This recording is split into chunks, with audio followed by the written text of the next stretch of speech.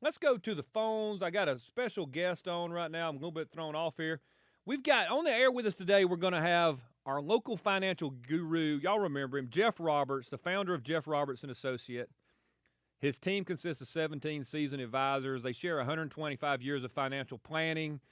Barron's Magazine has placed them among the top 1,200 financial advising practices in the country 6 times. He's a local guy doing big things. He specializes in working with affluent clients. One day I'm going to be affluent, Jeff. I appreciate you, man. Thanks for being with us.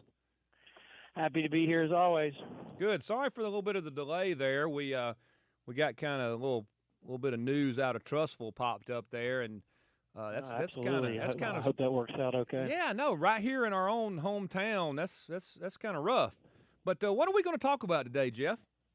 Well, been preparing for our session, I started thinking that it might be a good use of our time together to go over issues that I see commonly as clients come in and work with us day in and day out, bringing to the radio some of the issues that people commonly do wrong or we see people doing incorrectly.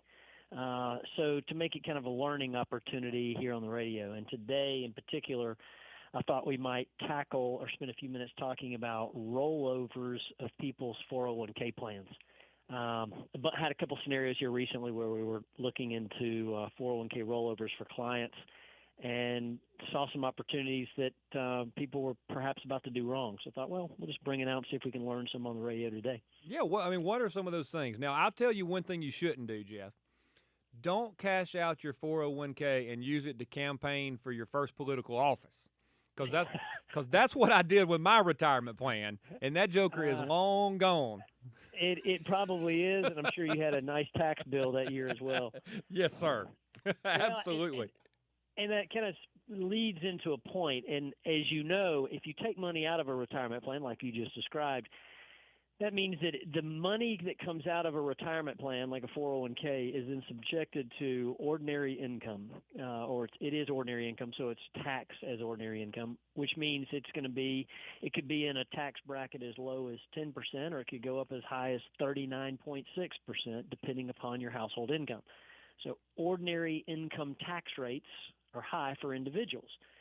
So, and if you take the money out before you're 59 and a half years of age, not only do you have to pay taxes on that money at the federal and at the state level, but you have an additional 10% penalty that you have to pay when taking money out of a 401k plan before age 59 and a half.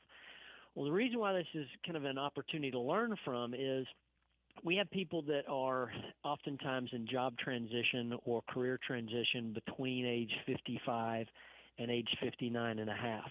It's kind of as people wind down the latter part of their career. Sometimes companies come in and lay people off, and who knows for whatever reasons, but we oftentimes see people in that age group that are in job transition. So let's say that you're over age 55 and you're under 59 and a half. And 59 and a half is that magical time where you can take money out of your retirement plan, you pay taxes, but you don't pay a 10% early withdrawal penalty. Well, what happens is if you leave, let's say you're 56 and you lose your job or you leave your company, right, and you're thinking, well, I need to take my old 401k plan, I need to roll that thing over and maybe put it in an IRA account. And there's plenty of financial advisors that might advise you or encourage you to do that. But there's a reason why you might not want to, because if you leave the money in the 401k plan at the company where you put the money in, and you separated from service after age 55, you can take money out of that plan if you needed to, pay taxes, but you don't have the 10% early withdrawal penalty. Normally, if you take money out earlier than age 59 and a half, you pay a 10% penalty. You don't pay a 10% penalty if it stays in the 401k plan, you separated from service after age 55, and you have to have $5,000 in the account. So my point in all this is don't rush to roll over a 401k plan if you think you may be in a situation where worst case scenario you have to tap into that nest egg because of cash flow needs or lack of having a job or income, that sort of thing. Sometimes rolling the 401k plan might not be a good idea. Yeah, because I hear roll it over, roll it over. That's the kind of thing that's a mantra out there among a lot of people. And so you're telling me that there are little caveats that I, as a regular person, and maybe other people, what do you call it, armchair advisor, I guess, Yeah.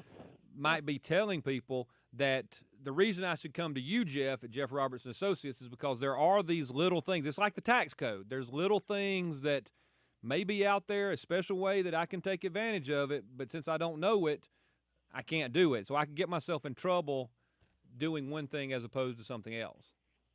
True, and it's not that there's other ways, and that's the thing is there's all types of options that people have, and the idea is to set yourself up to where the best options are what are available for you.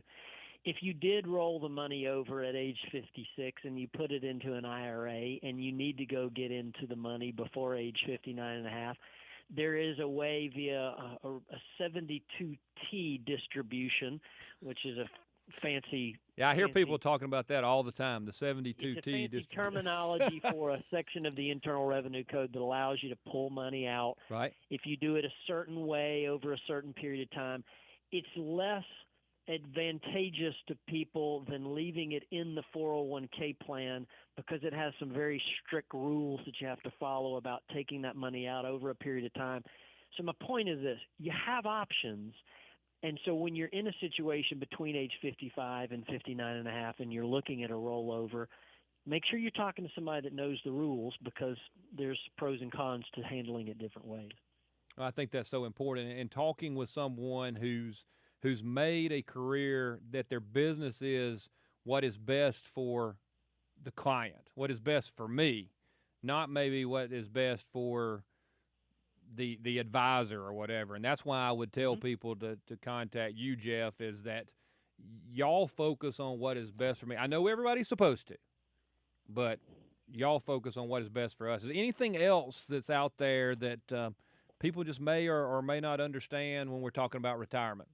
Yeah, well, another one referencing the 401k rollovers. We had a situation here recently with a client where and we see this often, where people have company stock inside their 401k plan.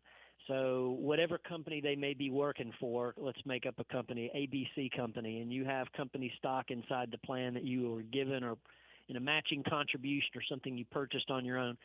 When you go to roll over a 401k plan, what you can also look at doing in some cases, if the stars and moons align correctly, there are some cases where you might want to not roll over that company stock inside the plan into an IRA account. There are some situations where everything's got to line up just perfectly, where it may make sense to employ a strategy called net unrealized appreciation. And we're not going to become an expert on this on the radio today, but the concept is basically this. If you had a certain dollar amount of stock inside your 401k plan, and what you paid for that stock was a low enough amount, meaning the cost basis was low enough, it may make mathematical sense to take the money out in actual physical shares of stock that you put in your, literally you can have and put into a non-IRA account. You pay taxes and penalties on the penalties if you're under age 59 and a half on the basis of the stock. But then the gain of the stock, which hopefully if you were doing the strategy, there might be a bunch of gain in there, you would then later pay taxes on when the stock was sold at long-term capital gains rates, which are much lower than ordinary income tax rates. And I know when you hear all this, you're thinking, what in the world? But the basics is this. If you have company stock inside a 401k plan, don't default to the fact that I'm just going to roll all this stuff over into an IRA and sell that stock. There may be a strategy tax-wise where we can coordinate with you, your CPA, and our advisor and make sure that it might make sense to consider net unrealized appreciation. Sometimes it works, sometimes it doesn't. Absolutely, and the goal of the game is to do what's best for you and your family, and that's why we need people like you, Jeff. You got anything else you want to tell our listeners before we head to a break? No, just one last comment on that is anytime you're doing rollovers in retirement plans, if you have after-tax dollars that you contribute into the 401k plan, be careful with that as well because there's unique opportunities to use those after-tax dollars, which you're actually allowed to stick in your pocket and not pay taxes on, or you can roll them into a Roth IRA. And we see people sometimes making mistakes in that direction, so another opportunity. Several things with IRAs and 401k rollovers that people need to be thinking about, and we're always willing to help. Absolutely. That's Jeff Roberts of Jeff Roberts and Associates. Jeff, I appreciate you being on with me. I always enjoy our conversation. I've learned a lot from you over the past few weeks talking with you during this segment, and I hope that people will call you. And thanks a lot. And we're going to, since we did our news, our breaking news at the start, we're going to go out with what I think is one of your favorite songs. Appreciate you, Jeff. Take care. Thank you, sir. See you later. Take care, man. Bye. Hit it. Never mind.